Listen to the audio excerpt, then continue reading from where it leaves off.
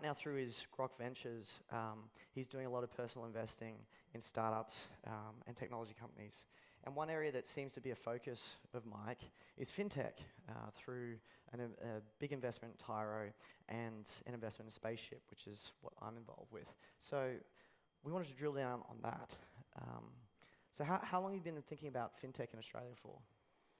I mean, I would say I think about a lot of spaces, obviously, but FinTech, I think, is a space where we have particular opportunity in Australia. Yeah. So, I mean, I guess I've been involved in Tyros since 2009. I think I joined the board in 2009 and became an investor. So, what's that, 7 years? Mm-hmm. I've looked at a lot of opportunities in between. Some small minor investments and then bigger investments like Spaceship and Tyros. So I think it's a huge area that Australia can do very well. Sorry, I realise I've got half the audience over here. Yeah. Feel very rude here. No, I think it's certainly an area that Australia has historically done very well in finance. Yeah. If you think about it, not FinTech necessarily, but in finance. Yeah. And so I think it should necessarily translate into an area that we can do well in FinTech too. Yeah, so someone told me that Commonwealth Bank is actually the same size as Citibank as far as market cap valuation. So, and yet we're a very, very tiny population compared to some of these global banks. So, sure. We have a hugely inefficient banking industry. There's no doubt about that. It's massively, massively inefficient, right? My favourite stat is that the banking profits in Australia, and here's one that's a bit mind-blowing, it's about $1,000 in profit per person per year. So I've got 3 little kids. They're 5, 3 and 1, and they generated $1,000 each for the banks last year. And it doesn't make any sense, right? And that's number 1 in the OECD. So the per person, that's number 1 in the OECD. Number 2, I think, is like Belgium at $470. So as a country, as a citizen, we pay more than twice as much in banking profits to the banks, effectively, for them, than the next country in the OECD, which just doesn't make any sense. It's because there's a lack of competition in banking, the regulation is too tied up. So I think if you look at that as an opportunity in terms of FinTech, as entrepreneurs, they should look at that and go, great. You know, Jeff Bezos, your margin is my opportunity kind of quote. Fabulous, massive amounts of margin there, and a hugely inefficient industry. Lots of challenges, but that's one of the reasons I think we have a huge chance, and we have a highly sophisticated technology adopting population as well, right? I believe we're the second iPhones per capita after Singapore. You look at any kind of financial or technology service, we adopt it very, very quickly as a country. So I think broadly that all should say that we have a lot of opportunity in FinTech. And how do you think about being a FinTech startup versus being, say, a SaaS startup or a consumer startup? I feel like it's a way bigger beast that you're sort of taking on. What's your perspective on that? Look, it depends. I think you have to divide FinTech into some groups. I won't say this is a scientific analysis, but you've either got to decide if you're going to compete with the big banks or try to use them as a channel. Obviously, competing with them, it's a much scarier prospect. It's a much more difficult thing to do. Trying to use them as a channel seems a lot more attractive. They have 22 million customers, etc., 3 million business customers.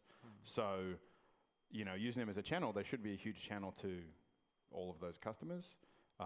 They're trying, I think, to get better at partnering with fintechs, etc., but they're also not, they're sort of it's a dangerous partner to have as well. So I think you have to think about that if you're trying to do that.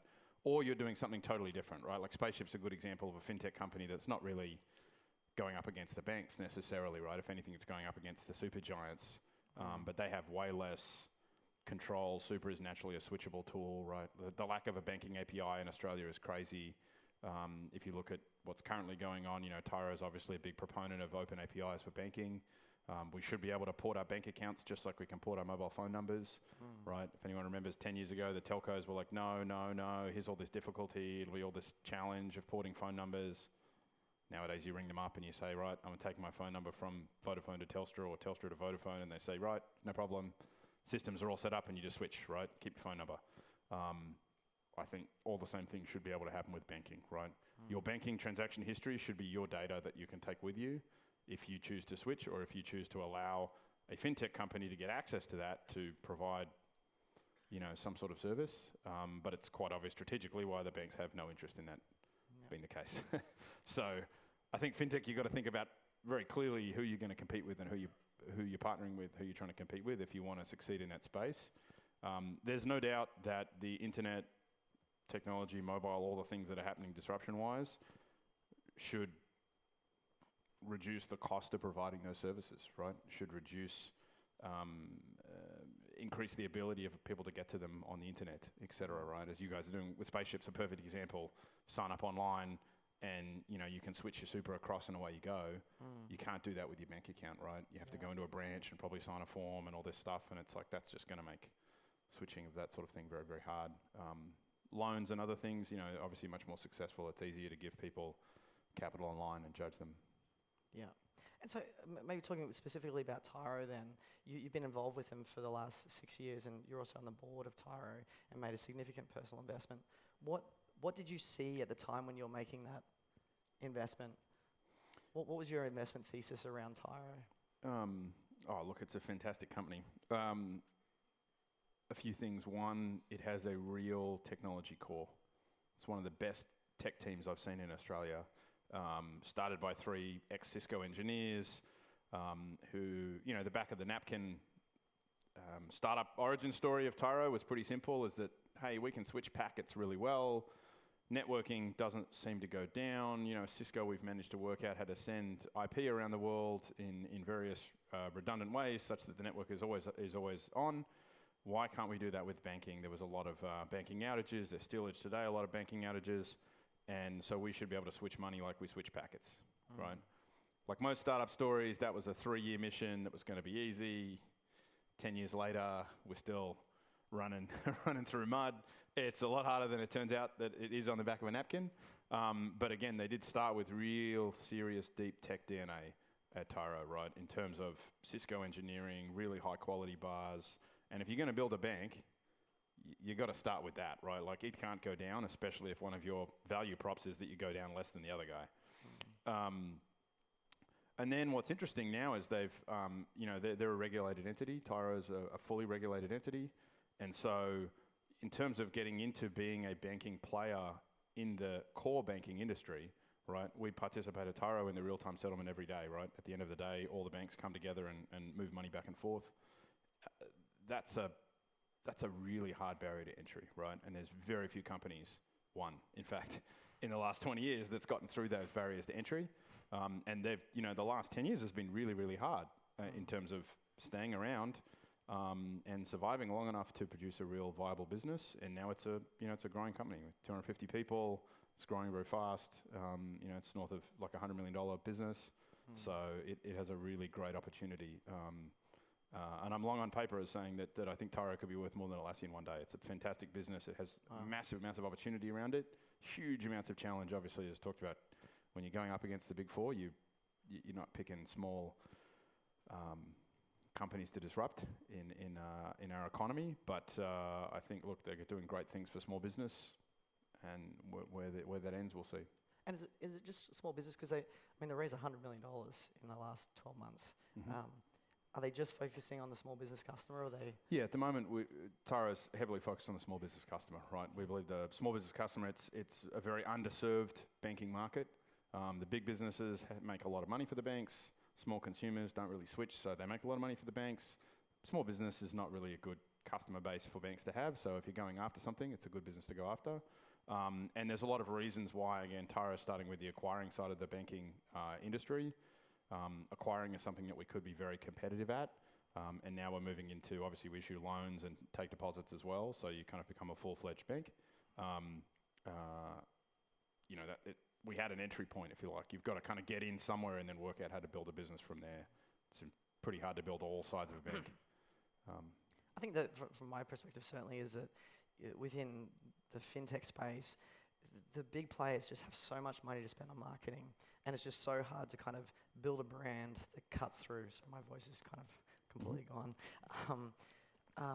How do you think about that? So certainly, like maybe from your perspective from Atlassian, like how do you, in a crowded space where you have well-funded players who kind of spend marketing and don't really kind of attribute much analysis to how it's spent, how do you get cut through?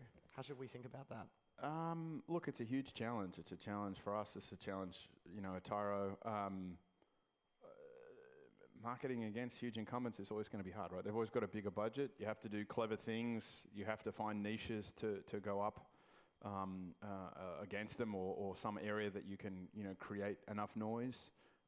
You've got to use PR as a really strategic weapon, right? It can be a highly leveraged weapon if you can hit it correctly. You have to try to start some sort of a movement, right? If you look at Tyro, it's clearly, written on the back that it's a small business champion, and that's the movement that we're trying to start, to get small businesses to be aware of the fact that there are better alternatives out there, and that they shouldn't find banking as hard, as difficult, as expensive as they do. I think that's one of the ways. If you can get a community behind you and people to go and tell people about your product, that's effectively marketing. It's just a lot easier.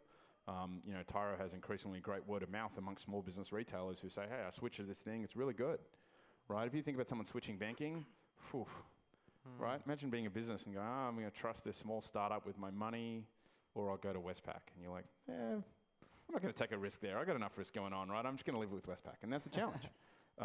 It's a challenge we have at Spaceship, right? How do you get someone to switch their super to, 4 guys and some computers? Yeah. It's going to be hard at the start, right? And I think the cut-through marketing is it's one of the challenges that the best startups manage to create enough noise for free, or find niches in marketing, or surf new waves, right? There's a lot of theories in marketing that every few years a new marketing channel emerges. So when Google Ads came along, for example, some businesses were built on the back of SEO. And then another raft of businesses were built on the back of Google Ads. And generally, those businesses took advantage of the fact that that marketing medium was underpriced at the start. And the big guys took too long to figure out that it was underpriced. They were able to effectively ride the wave up to build a big enough business that they could then compete when it was equally priced. But that shut the door on new people coming in and saying, well, I'm going to do SEO, right? If you take Yelp in the US, a business that was built on the back of SEO, they had all the SEO done down cold by the time the next guys figured out, the yellow pages. Shit, we should have been Yelp. Now we'll try and do our SEO. Well, they're so optimized, it's very hard to get in, right? Facebook ads were the same with social sharing and, various generations of marketing. So that's the other thing you can do as a startup, is work out what the latest marketing medium is that might be, call it mispriced or inefficiently priced at the moment. And if you can kind of jam as much stuff through that, maybe you can build a business through that. Talk to us about superannuation and what you see going on there. Sure. One of the chords I think Spaceship hit for me that was really interesting is I do think super is very conservatively invested generally, which it sort of should be from a safety perspective, but it generally shouldn't be for younger folk like myself. When I think about putting money into super and they invest it and say, well, we're effectively investing in things that in case you want to retire in 5 years. I'm like, wait a second. I'm not going to retire in 5 years. I'm not going to retire in 20 years. Like, I actually can't take my super out for well more than 20 years, right? I want it invested in longer term, higher returning growth sectors. And I want to really orient as much of it as possible towards those growth sectors. Now, when I'm 5 or 10 years away from retiring, yes, I might change those dials. Traditionally, I think it's a little bit too conservatively invested. I also think that one of the things with super that fits really well for the tech industry for me is, I'm lucky enough to get access to a bunch of great VC firms and things to invest in. Other funds like Excel and other US VCs, obviously Australian VCs like Blackbird. And those are, that's a 10 to 15 year investment. And that actually maps really well to what super should be doing. But super's far too timid, I think, historically, in investing in categories like VC. And so tech and super actually line up really well. The other thing that you learn from being in a VC fund, which I think is really interesting, is you get a much greater connection to your investment when you get the stories back, right? So as a Blackbird investor, I get stories about every business they invest in. You keep track of their progress. The winners, the losers, like, it's a tough industry. People are going to lose. There's lessons you can learn from that. And that builds a greater connection with the money that you have, right? Even if I made the same return by putting it into, bonds, I'd get an email from MLC or something. It has some number that looks like this and a chart that's above or below some other chart. And I'm like, okay, and you file it in a drawer, right? So there's no connection in what I'm doing. I don't feel like I'm putting my money into valuable businesses that are building and changing the world, which I think, is a chance that Spaceship has. So, plus all of the millennials and online super transformation, that you're well aware of, right? The fact that you can now, there is mobile number portability effectively for your super at a technical level, which should give the opportunity for some of these things to happen. Yeah, which is what you're talking to is SuperStream version 2, which is literally with your name, address, tax file number, and date of birth. You can, with an API call, suck your super in from any fund where it is. So I think the other point you touched on, which is being engaged with what you're invested in. So if you've watched, say, an example of that is if you've watched Jeff Bezos execute over the last decade, you'd absolutely want to give him your capital for the next decade and just watch him, you know. But at the moment, I'd love to get your perspective on this, is that people are completely disengaged with their super. You know, most people have more engagement with their electricity statement than they do their superannuation statement. Yeah, another area I'm trying to change people's engagement with. But I do think it's true. I think people generally, their super, it's 9% of their salary that disappears. If you think about that as an investment every year, like if you're earning 100 grand, you're investing 9 grand a year in your super, right? That's probably a very large investment for the average person earning 100 grand. Like that's probably their biggest category of actually investing money all year, right? When you think about the tax they pay and then they pay off their mortgage and then they, you know, whatever daycare fees they have for their kid or something and all these things and then they have to eat and all these other bits and pieces, that's probably far and away the largest category of investment. And what do they read? They get a quarterly statement and they're like, it's gone up and down and they just keep going. So I do think, you know, just generally driving people's passion and caring about where their super goes is really important. I think that, you know, the super stream too is really interesting. Not even if you're into super or into anything at all.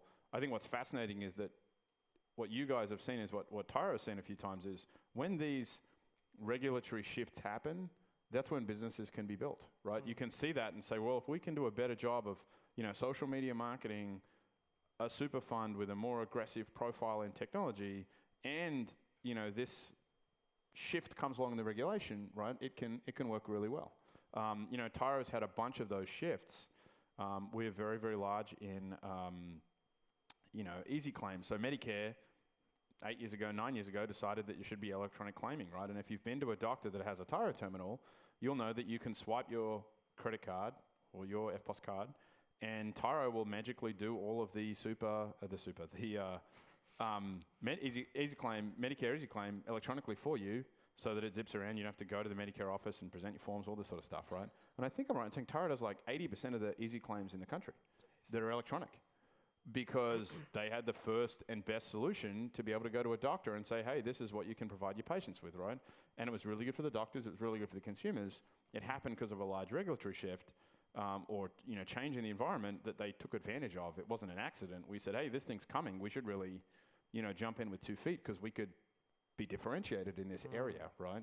Same thing you guys are doing with SuperStream too. So sometimes with startups, it's not just having the equation make sense. You need some shift in the world, you know, a tear in the fabric that you can kind of drive through really hard to get the initial traction and to start building a business. It's super interesting. I think the other thing that we're certainly finding is how do you build trust around a fintech brand? You know, it's just so important. Like we're dealing with people's savings or with Tyro, with their businesses. You know, they need to kind of know every day that what you say is going to happen every single day. So how do you think about that within the fintech space, building trust? I think it's one of the big challenges for fintech startups. And I think it depends which way around your fintech startup is too, right? If you're giving out loans, your consumers probably don't need to trust you as much because you get some money from them and, you know, you give it back to the untrusted party, that's okay, right? If you're taking deposits, it's quite the other way. You really need to trust the guy you give your deposits to, right? Like in Tyro's case, being a regulated entity is a huge sense of trust for anybody who actually thinks about it, let alone the fact that the, you know, obviously you get government guaranteed deposits and stuff, right? So your 250 grand per account, et cetera, is government guaranteed. So that is an underlying sense of trust. You know, super's a lot more challenging. There are a lot of layers underneath that about what you can actually do and not do with a super fund, right? You guys can't take people's money and go put it all on black at Star City. Like, you know, that's legally not allowed. Might work out well, might not. You never know. We won't do that. If you haven't seen the founding origin story of what's the mob that does bus tours around Europe? Contiki? Yeah. Contiki Tours. He at one stage he was on a Contiki tour and he ran out of money. The founder, he ran out of money. So he got all these people halfway in Europe and he realized he wasn't going to be able to get them all the way back on the money they paid. So he went to the Monaco casino and put all the funds he had left on black or red, I can't remember which one, doubled them and finished the tour. It's in his book and you're like, wow. Ballsy founder move. Luckily it worked, right?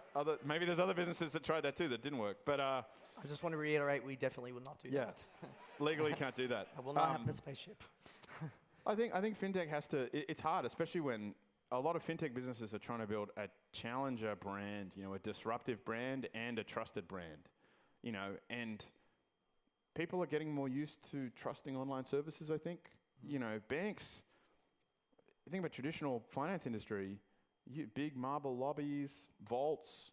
Like, there's nothing stored in the vault, but it's trustworthy. Like, my money's probably in a vault. It's not in a vault. It's in a mainframe as some bits, ones and zeros.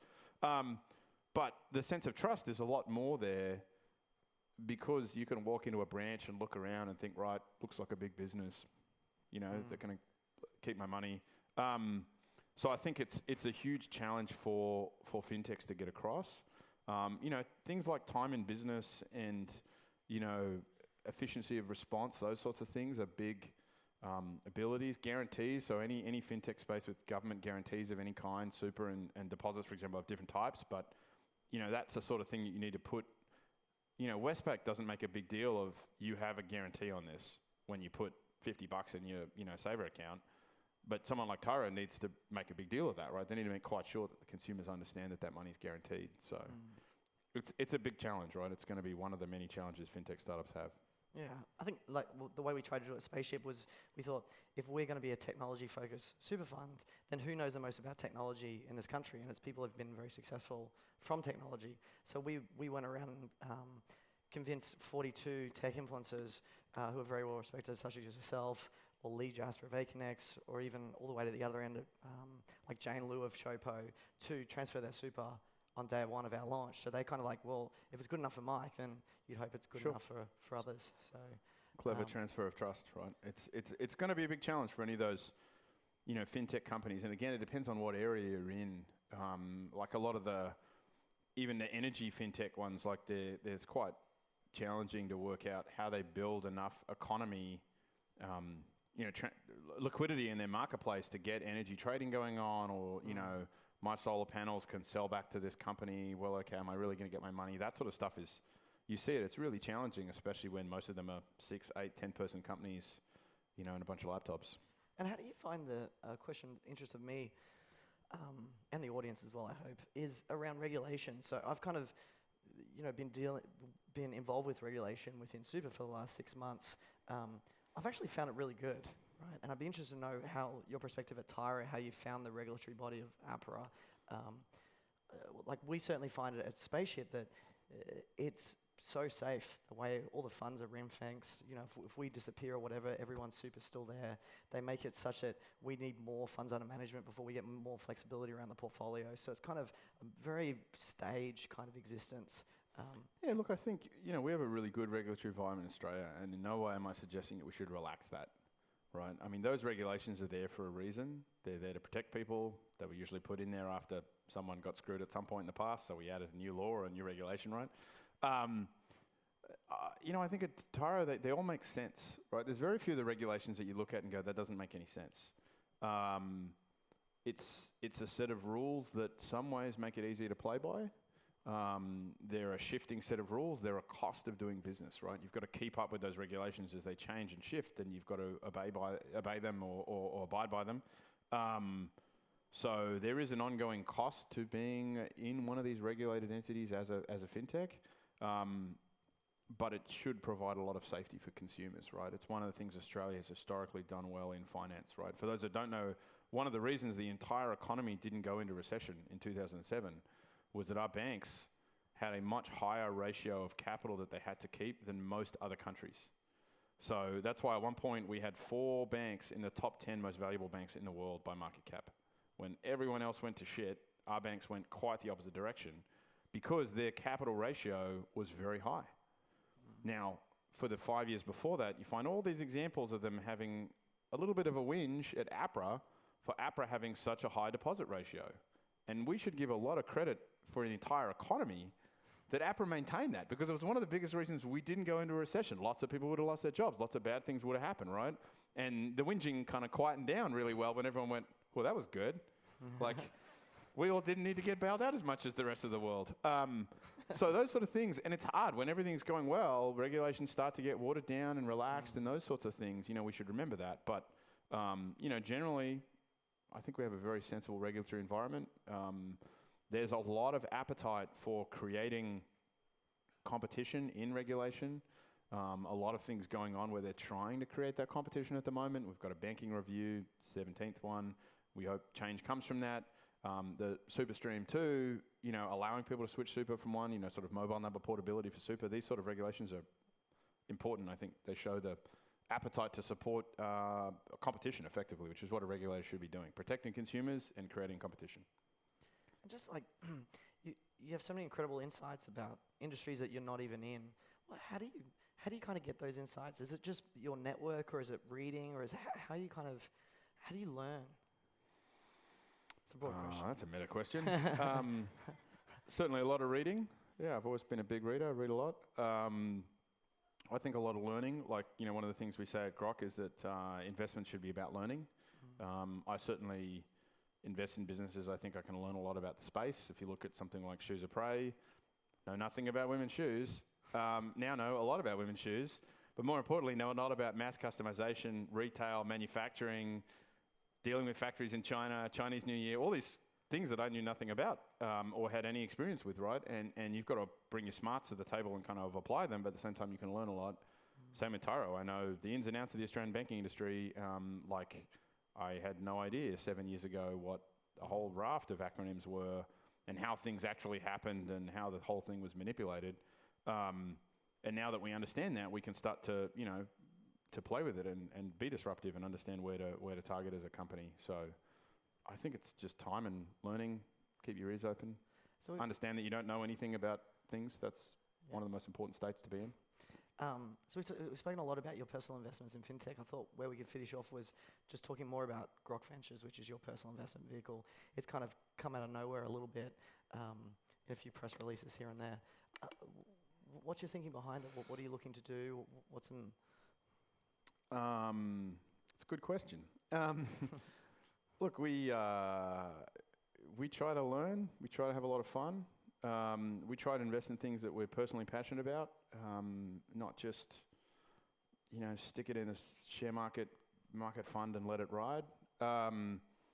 So, we've invested all over the map, from crazy things that may or may not work, space companies through, super companies, all sorts of different things. We do a lot of public company investing as well. That will work.